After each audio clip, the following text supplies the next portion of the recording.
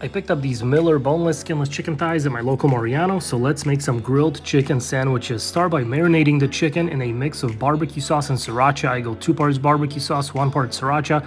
Get that nicely coated, put that in the fridge and let it marinate for a couple hours for maximum flavor. Take it out and these hit the grill directly over charcoal for a couple minutes on each side, turning frequently to get that outside nicely caramelized.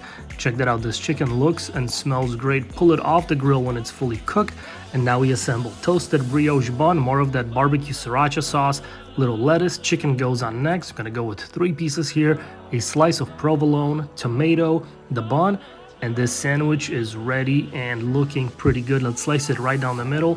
And check this out, looks and smells great, and it turned out delicious. Quick and easy, smoky, sweet with a nice kick to it. It was delicious.